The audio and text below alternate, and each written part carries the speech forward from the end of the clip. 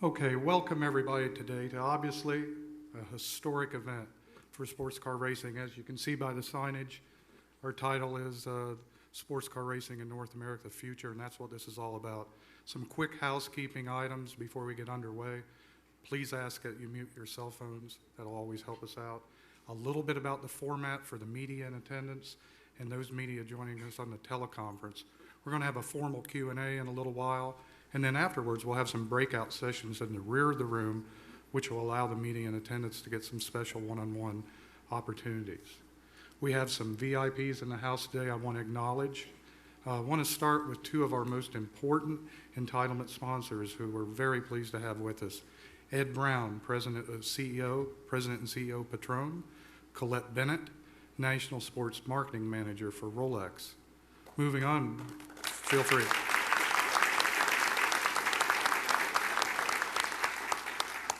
Have the Chairman and CEO of NASCAR, Brian France.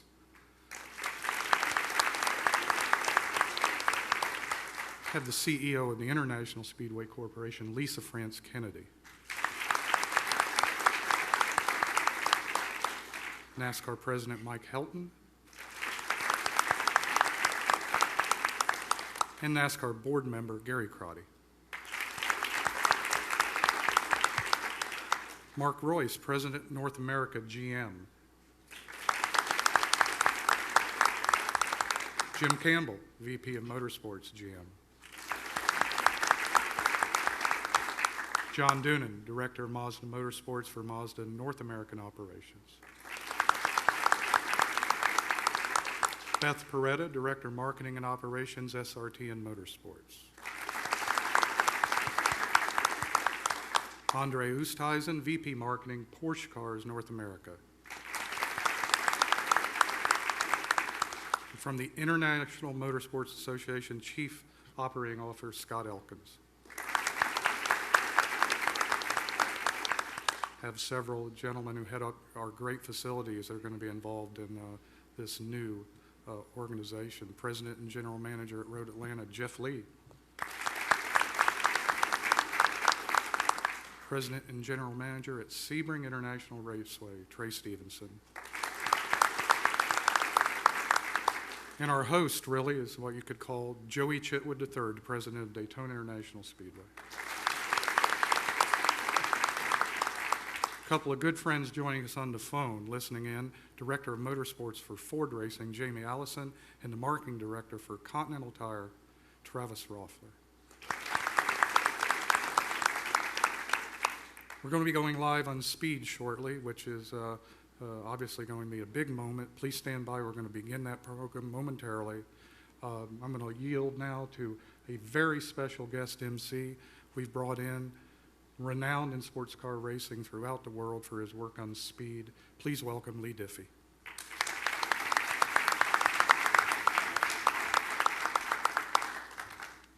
Thanks, Herb.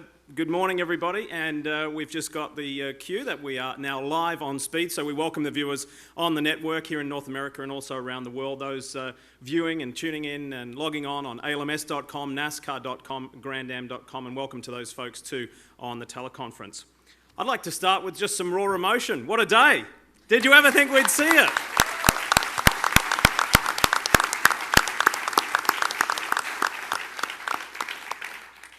It evokes so many emotions and feelings, doesn't it? And when there weren't many of us in the room early this morning, there was no music, it was very quiet. And to see these four gentlemen's names, they weren't sitting in the chairs just then, it was truly a special moment. I'm sure we'll see some imagery of that come out after this today.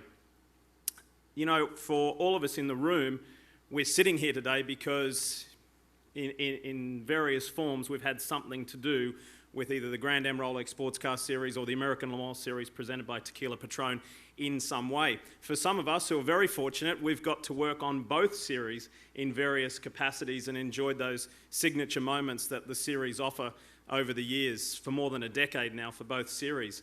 Whether that be right here in Victory Lane out the front, seeing those exhausted yet elated drivers when they complete the Rolex 24 and slip on that beautiful Rolex wristwatch, or watching the field be released. It was an exhilarating moment at the Mobil 1 12 Hours of Sebring and watch them all pile into Turn 1. There's many magical moments that we could list. For me personally, I've shared a lot with both series and had the fortune of commentating many key moments for Grand Am and ALMS, like the very first Daytona prototype race in 2003, Jim. Seems like yesterday. And Don, how about that race in Australia on the streets of Adelaide, the race of 1,000 years for the American Le Mans Series? Truly magical moments. And for us as motorsport fans and sports car fans, we've just sat back and been a part of it, but also enjoyed it. But for Grand Am and the American Le Mans Series, they've impacted drivers' lives and careers. I was doing some numbers yesterday, and combined, since their inception, the two respective series have produced 80 individual driving champions, and that's significant. So that's worthy of a round of applause as well.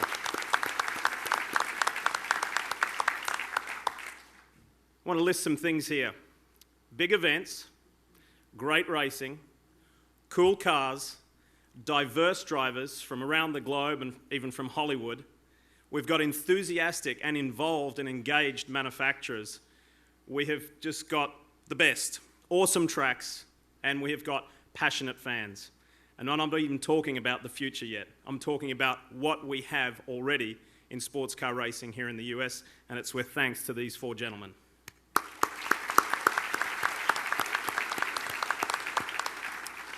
Going to ask you to keep the applause coming as we introduce the four special men today. The Vice Chairman of NASCAR and the founder of Grand Am, Mr. Jim France.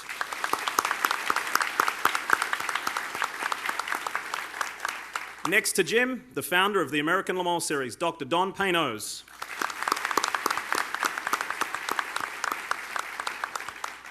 To Don's left, the President and CEO of the American Le Mans Series, Mr. Scott Atherton.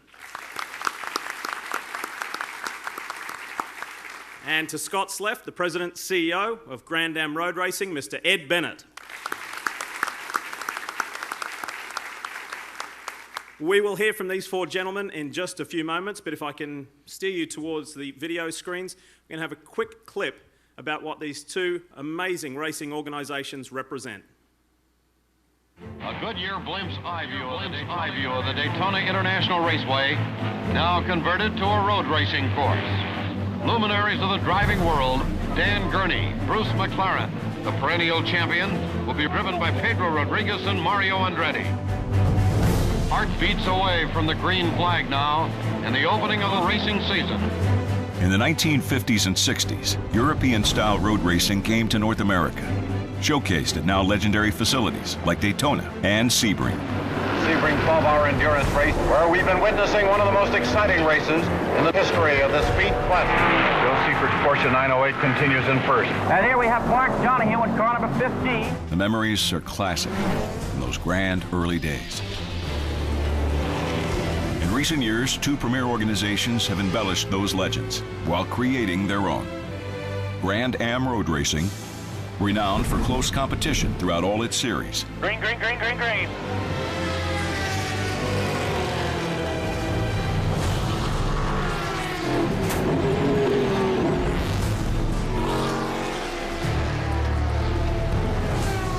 If you believe in ghosts, you know Daytona International Speedway is absolutely haunted right now by all of the great driving legends.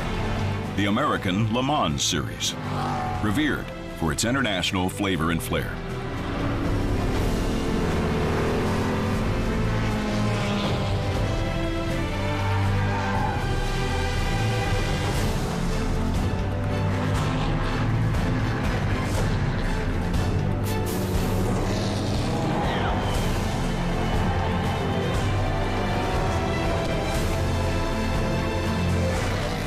Two unique and exciting approaches, now working in harmony. All right, let's go racing. Sports car racing in North America. The future is now. Is that worth a round of applause? I think so. I think one of the amusing things is that there's been so much said on telephones, there's been a lot done on texting, on Twitter, and written on websites, but actually nothing formal has been said yet. But it's about to be. Vice Chairman of NASCAR and the founder of Grand Am, Mr. Jim France. Jim? Lee, thank you for the introduction. On behalf of the France family, Grand Am, and NASCAR, I want to thank everyone for joining us here today for for what is a real milestone occasion, not only for sports car racing, but for motorsports in North America. It gives me great pleasure to announce today officially that Grand Am Road Racing and the American Le Mans Series are merging into one sports car racing organization.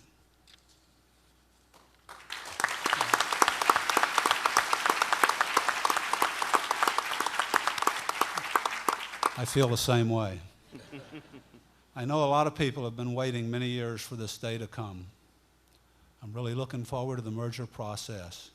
For the 2013 season, our two organizations will continue to run the schedule as has been in 2012.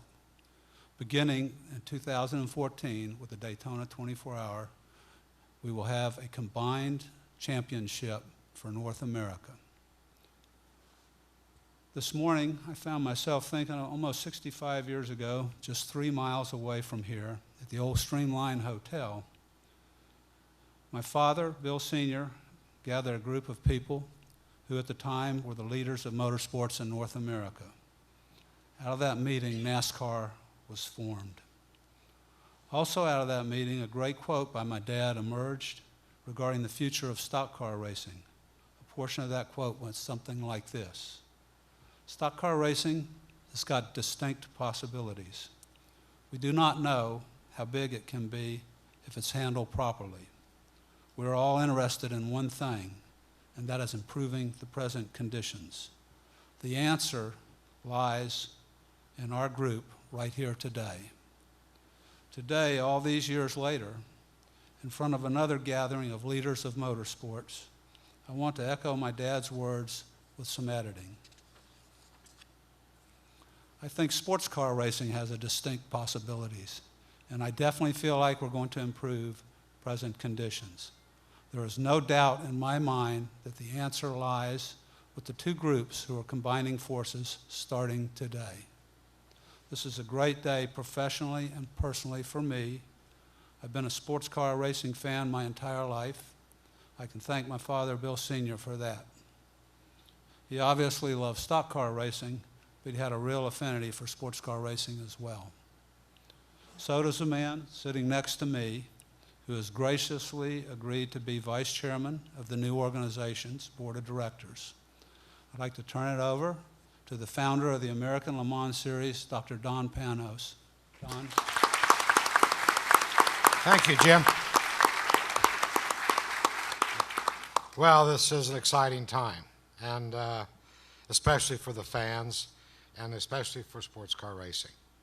Like any form of sports entertainment, we really have to realize that the true value comes from the passion of the fans.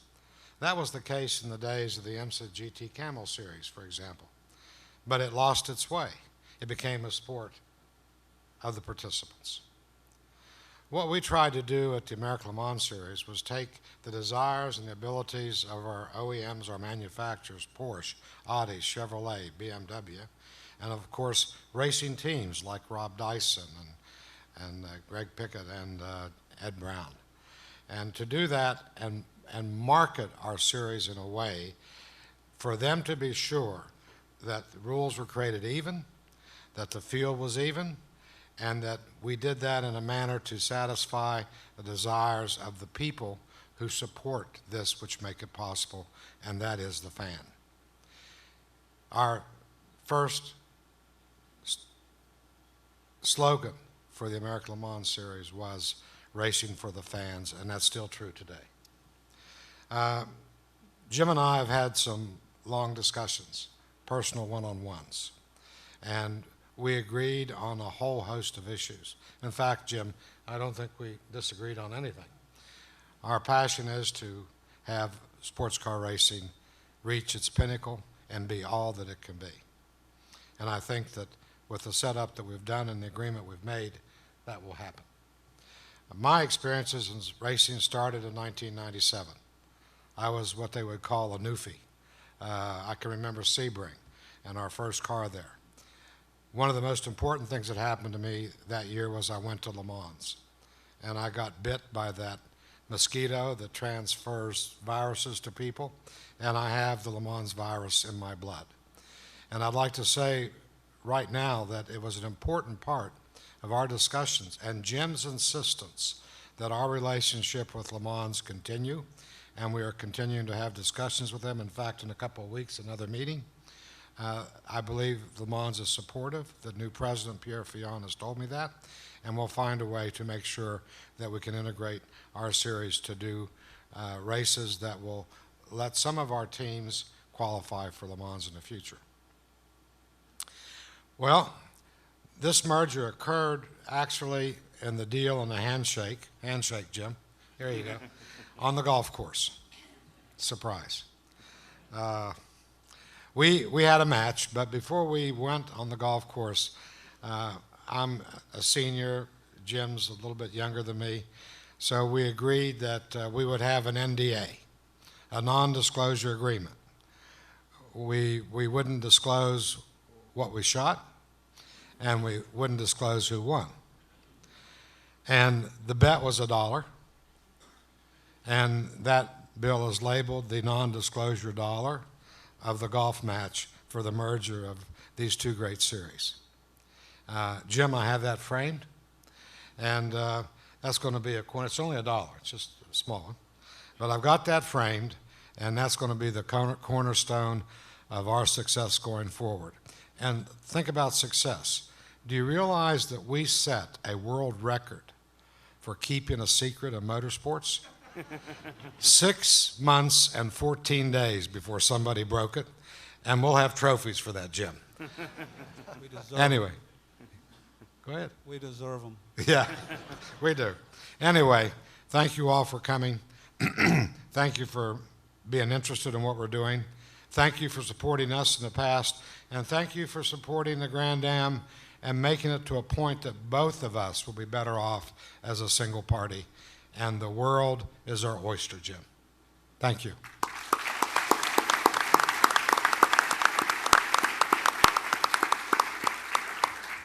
Don, can we be so bold to ask where that $1 is? Whose office?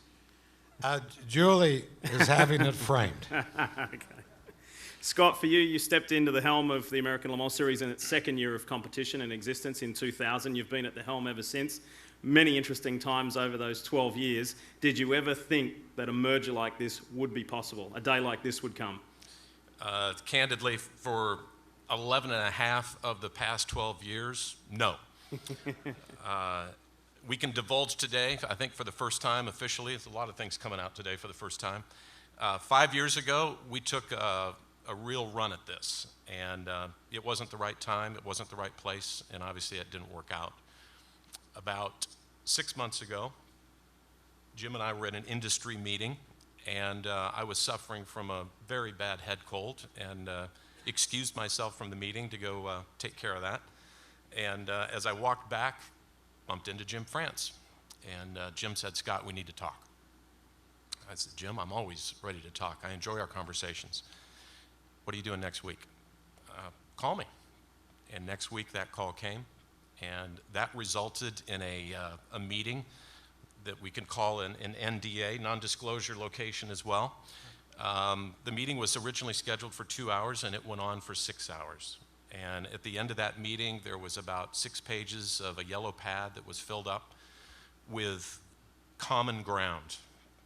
And I ran back to the office and walked into Don's office, and I said, "Don, we've got an opportunity here."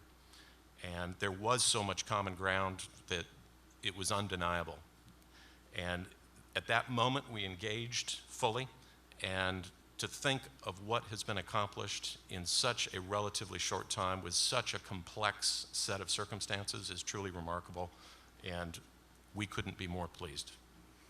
Over the years, you've developed and nurtured wonderful relationships with various manufacturers, a lot are represented here today. Prior to today, had you discussed this with them, and if so, what was the reaction? Yes, we did. We called it the road show because that's exactly what it was. As you say, we have many, on both sides, both Grand Am and the American Le Mans Series, deeply rooted relationships with manufacturers and teams. Don and I made the first stop ourselves, and To say that it was enthusiastically received would be a gross understatement. The next set of meetings, which included, I think, just about everybody that is on our grid, involved all four of us. So we were meeting with presidents, CEOs, chief marketing officers, board members of every car company you can name. And after they got over the initial shock of having Jim France and Don Panos walk through the door with smiles on their face, when we shared with them the vision of what we were about to announce and what we felt was literally on the threshold of coming to fruition, it was off the chart. And you know, to think that they all made drastic changes in their personal schedules, first to take that meeting because we allowed no notice for it, and then for many of them to be joining us here today, I think it's the ultimate validation of how significant and how important this announcement is. And I think on behalf of all four of us up at this table, for those of you that have changed your schedules and traveled to be here, a sincere thank you. Folks, Mr. Scott Atherton.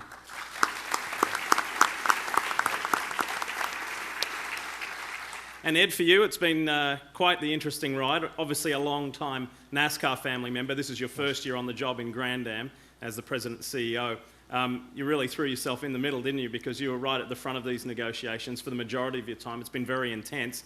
Take us inside your world and tell us about all the hard work that's gone on through the negotiation period to get us here today. It's been a fantastic indoctrination to sports car racing. I'm very proud to be sitting at the table with these highly distinguished folks in sports car racing and motorsports. This has indeed been a very aggressive timeline, and a lot of work needed to be done. We had a fantastic team on both sides of the aisle to put it together. It's also been very invigorating. True to form in racing, it went very fast and very smooth. It's a bold move. It's, I think, the right move at the right time for sports car racing. A lot of work went into it. A lot of work still remains. These two organizations collectively represent 8 different series. There's a lot of work beyond the top 2 divisions, all the developmental series for Grand Am, the Rolex Sports Car Series, of course, Continental Tire, and Total Performance Showcase. And then we also sanctioned the Ferrari Challenge with our relationship with Ferrari North America. In the case of IMSA, obviously ALMS, IMSA GT3 Cup, Cooper Tires Prototype Lights, as well as Porsche GT3 Cup Challenge up in Canada. So it's a tremendous scope of sports car content.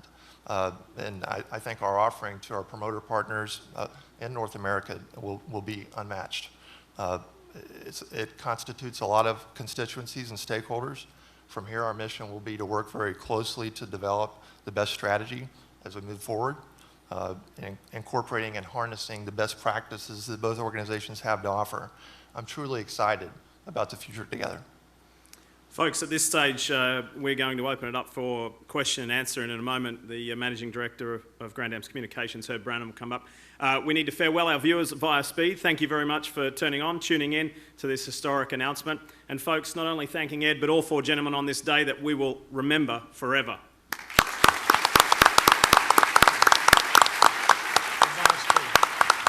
Yep.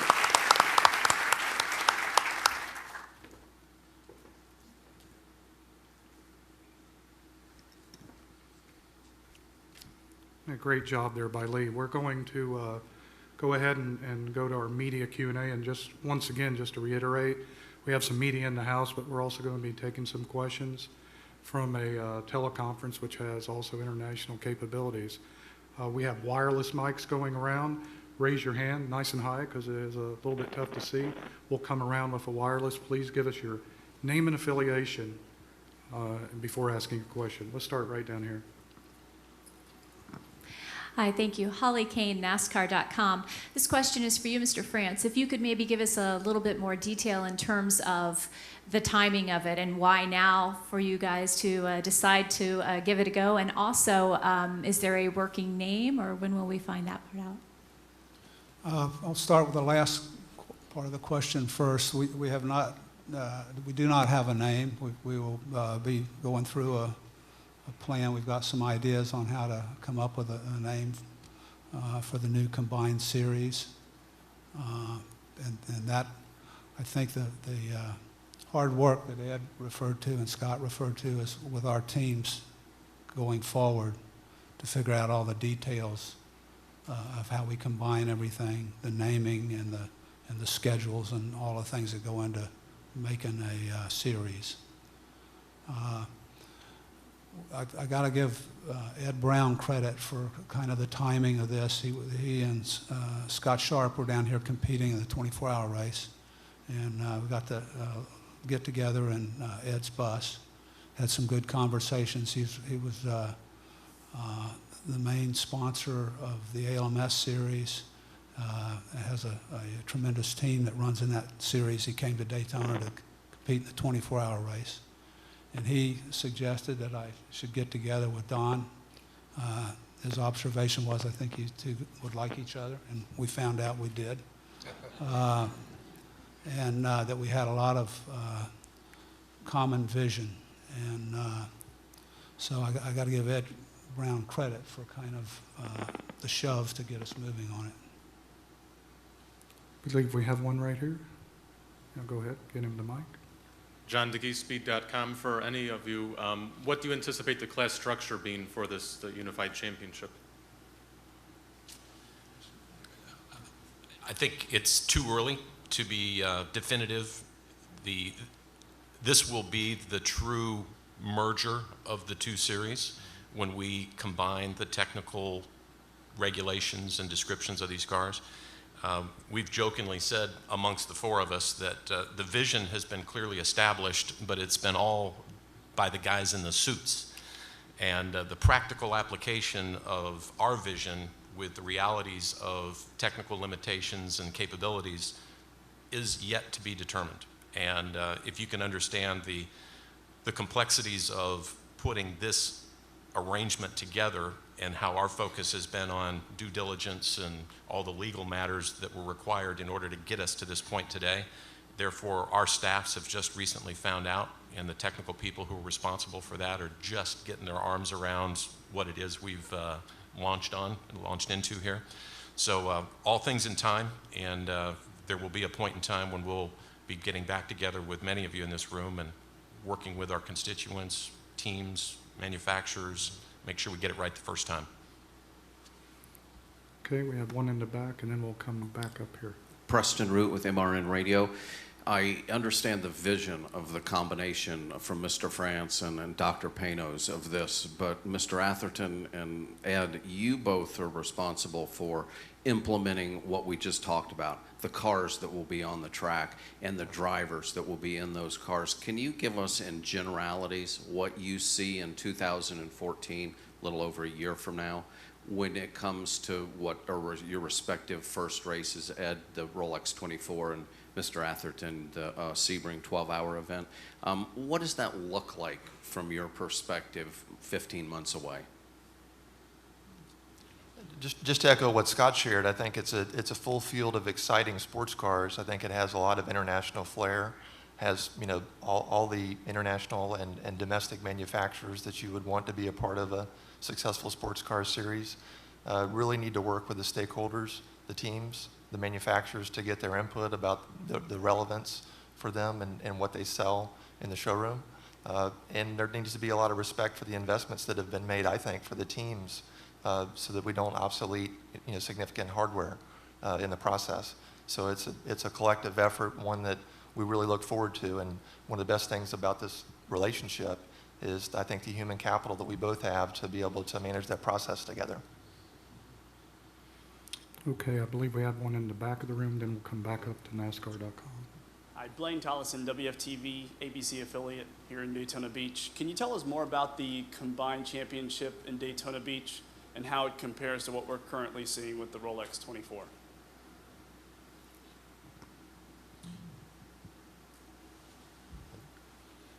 I think when we meet back here in January of 2014, you will see the byproduct of a process that has blended together the best and the brightest, the best practices, the best procedures, protocols of both series. So if you use that as the basis and the vision, and you look at the strengths that each series has, and each one has a long list of each of those, it's truly going to be a best of the best example. So, candidly speaking, if you look at the GT category in the American Le Mans Series, many reference that as, it's a high water mark of that type of racing that's ever been accomplished. Debatable, but still it's very strong, very healthy, getting healthier and stronger all the time. I'm going to go on the record and say that'll absolutely be an addition to what has historically in modern times been the 24 Hours of Daytona. I think the most important merging element, in addition to the technical rules, which admittedly very complex, very challenging, but also a merging of our schedules. We both have examples of some of the most historic, most important business market venue events that any series could ask for. If you take the best of those and boil them down to the best of the best, you open up here with the 24 Hours of Daytona, followed by the 12 Hours of Sebring, and then you just visualize the rest of the true all-star, four-star examples on our collective schedules. It's a very powerful combination, and that's what's going to be different in 14. Visually, if you could imagine the green flag dropping, and looked at the cars as you came in the door, and look at the cars in the room here, that is our equipment that both series have, and our vision is that we'll see a combination of those cars and our teams, both series, competing together for the championship. It'll be a very compelling, powerful championship, and I believe we'll truly have some global recognition. Okay, we'll go down here, then we're going to take two from the teleconference. Go ahead. Holly Kane with NASCAR.com again. Dr. Panos, you mentioned this in your opening remarks, but how important will it be, or do you foresee it being, that your cars will be compatible with being able to compete in Le Mans and getting the rules so that you can do that?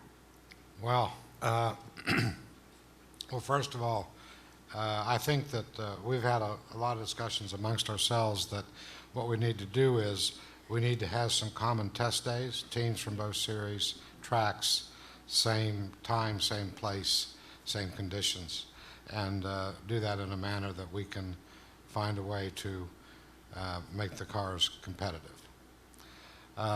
Secondly, as part of doing that, we need to also pay attention to our fans, our sponsors, our stakeholders, the OEMs, and we need to listen to what their comments are, and we need to go through that and address the things that will make this combined series the best.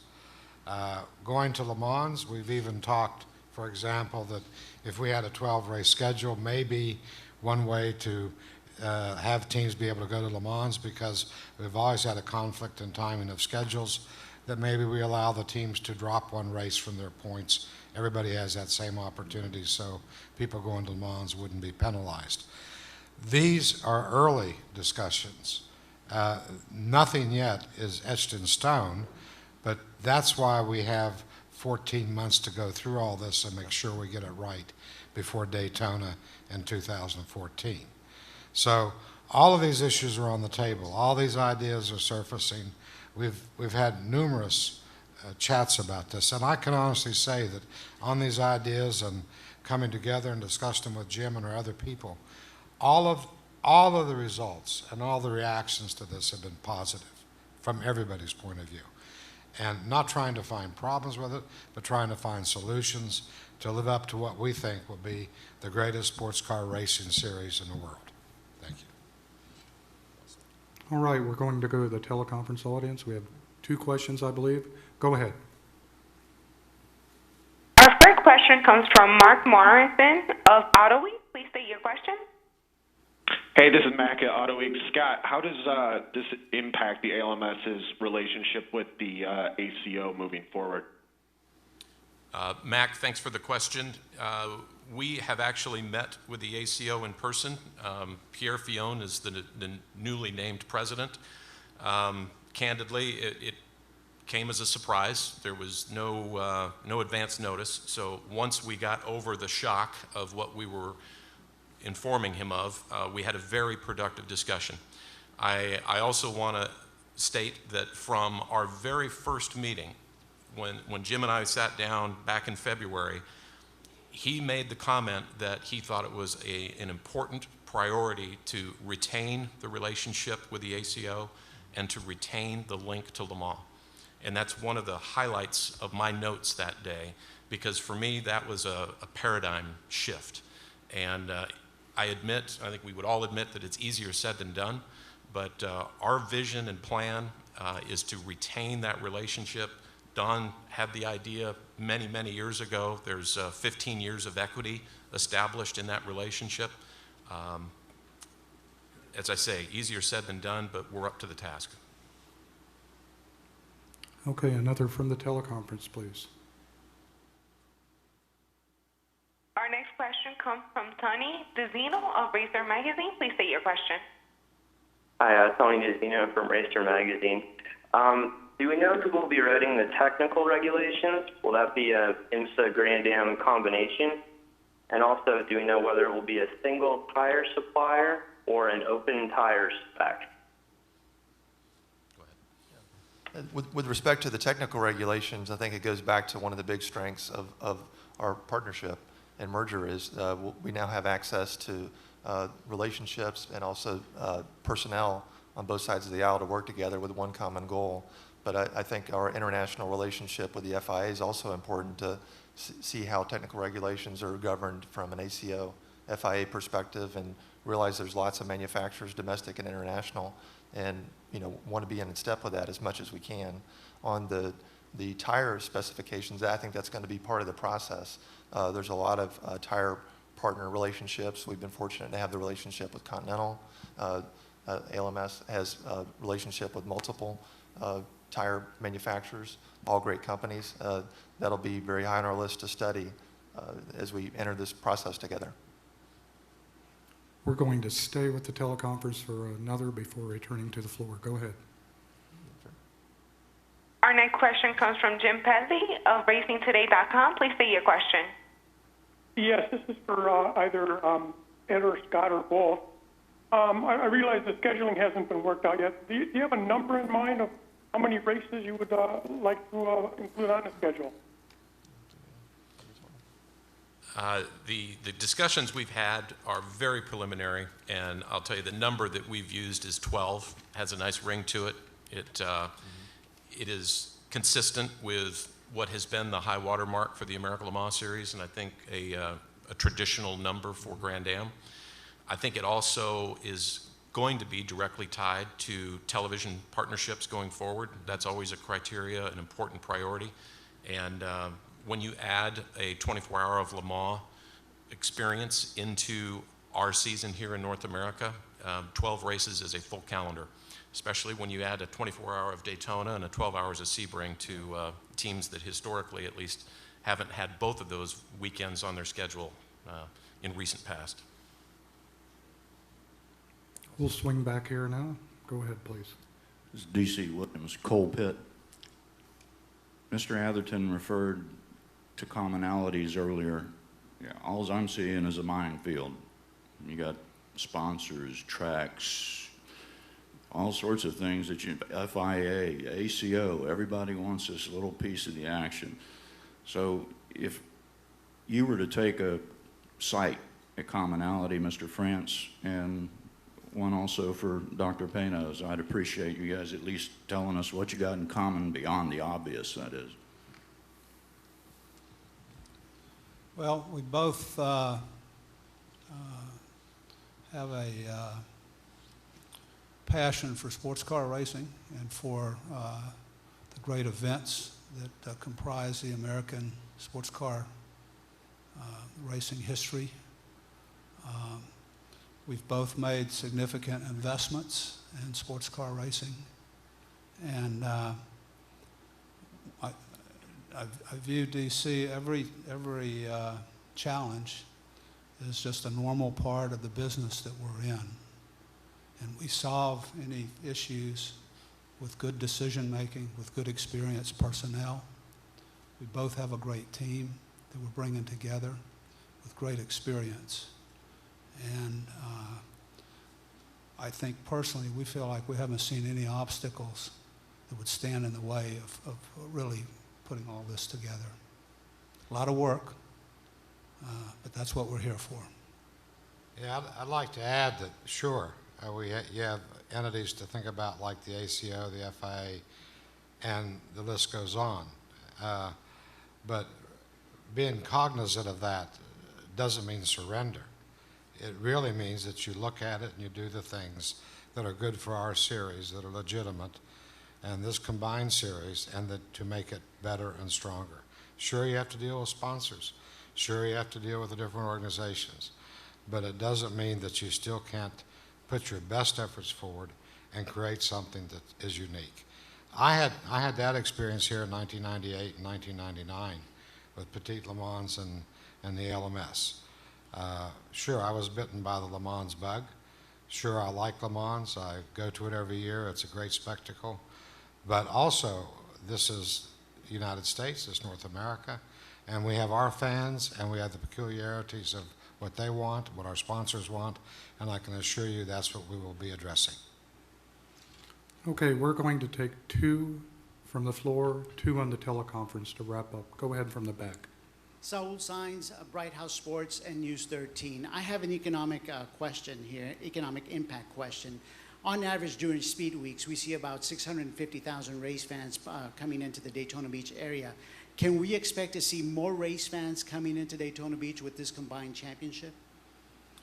Yes, I feel that there'll be increased interest, not just from U.S. fans, but that the 24-hour race of Daytona falls in a great time of year for people to come to Florida from all over the world and enjoy the events. We've seen a continual uptick of the international interest. I'm counting on Joey Chitwood to make sure that that continues and grows. And I think the combination with going from Daytona to Sebring, another great internationally recognized event, when you start putting these synergies together, it's possible for teams to come over with a budget to compete in both events from overseas and bring their fans with them. So there's a tremendous amount of opportunity in front of all of us. Thank you. I'd like to add something to that, and I think one of the more underreported aspects of this is the fact that the assets of Panos Motorsports Group have been merged into a new entity that it will include Road Atlanta, Sebring, the American Le Mans Series, IMSA, Grand Am. When you add to that the existing relationship, part of the family of companies that own and operate Daytona International Speedway, Watkins Glen up in New York. If you believe the major stick and ball executives that it's a big asset to own your venue in addition to the content that comes into it, I think, again, we have, through this merger, a tremendous opportunity for cross-pollination and unprecedented synergies to exist. When you think about a collaborative effort between Daytona and Sebring to kick off the racing year with a 24-hour and a 12-hour event that can be co-promoted, co-produced, you know, the possibilities here are amazing. And I'm looking at Joey Chitwood and I'm looking at Trey Stevenson that are sitting side by side here today. And this is day one. Stand back. We don't know how big this is going to get. Go ahead. Russell Wittenberg, dailysportscar.com. I have 2 questions. The first one is, has there been any consideration given to the WEC and being a part of that race series or that calendar? And the second question is, will there be room in the regulations or classes for alternative technology like the Delta Wing and hybrid race cars?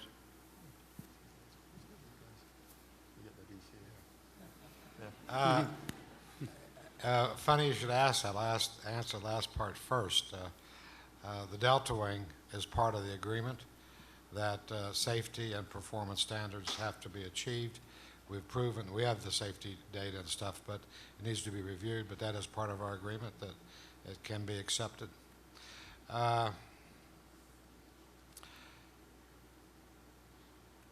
We think about the WEC. Well, the WEC is an event of basically LMP1 cars and some people that like to travel. LMP1 cars with their technology, we had Peugeot, Toyota, we have Porsche coming. That is beyond kind of what the ALMS was capable of and Grand Am was capable of, because that's really the manufacturer's playpen and maybe tens of millions of dollars in development. In our situation, we're not thinking about an LMP1 type class. We're thinking of prototypes, Daytona prototypes, Le Mans prototypes, maybe even the Delta Wing. They have their plan and they're pursuing that, but we are American-based. It was the American Le Mans series. This series that we're putting together is the American Sports Car Series, and we have to take care of our own business in our own market, addressing our sponsors, our fans, our teams, and that's exactly what we're going to do. Of course, we will pay attention to what's going on around us, but we will be acting responsibly in our own best interest. Just again, I think there is room for both.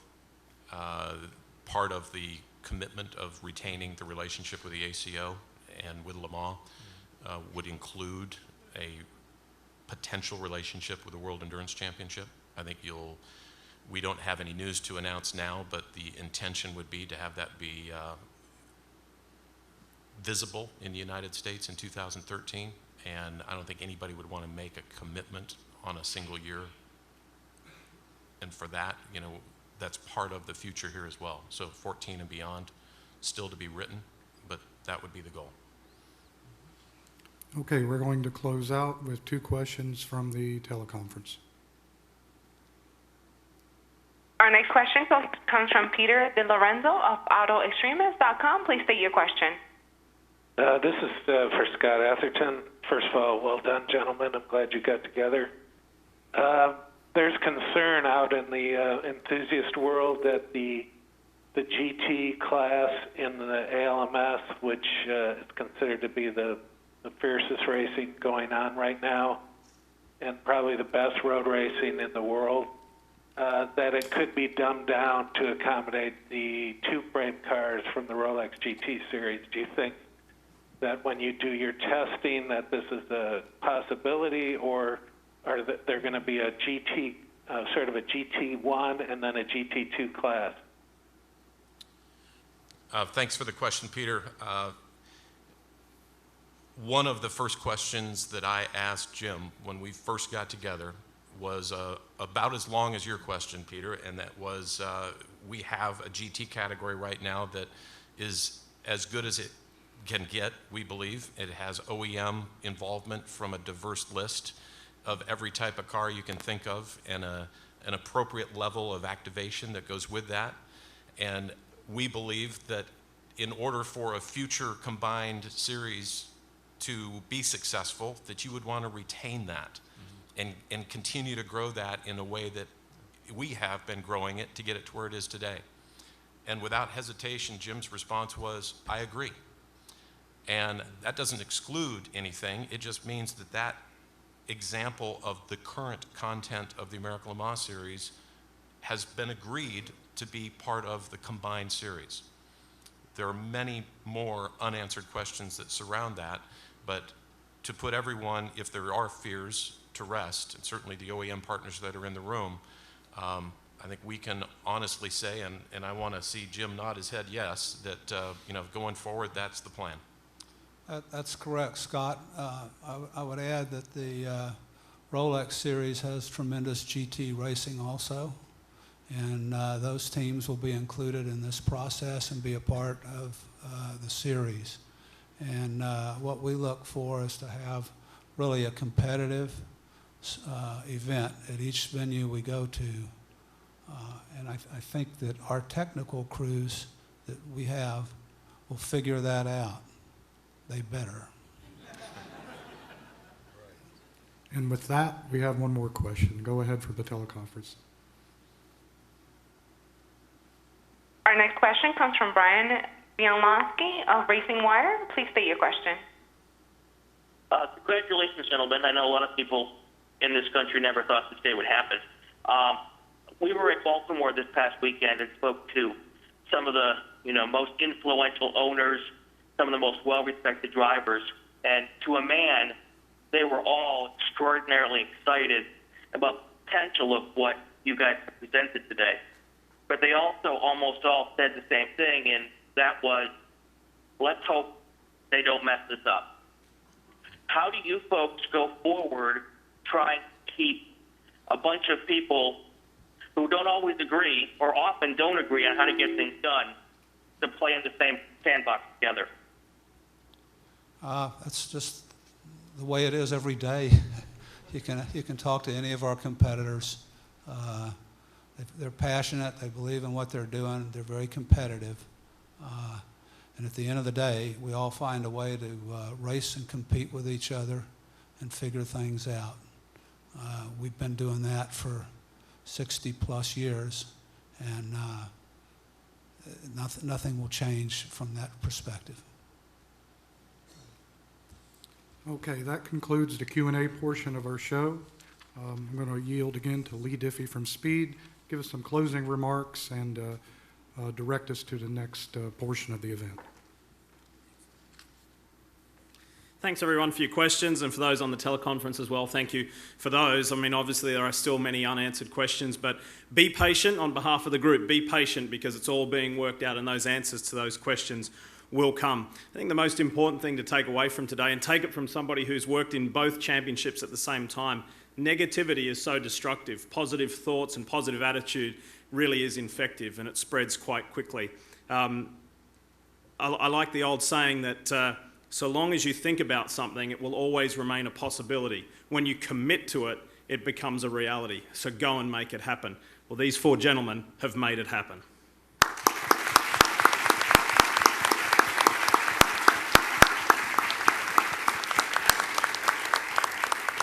At the back of the 500 Club here are individual booths where some of our VIPs will be for one-on-one questioning. Encourage you to grab a drink, grab a snack, and head over to those question booths. Now, thank you very much for attending today. And like I said a little earlier, we will remember this day forever. Thank you. Thank you. Thank you.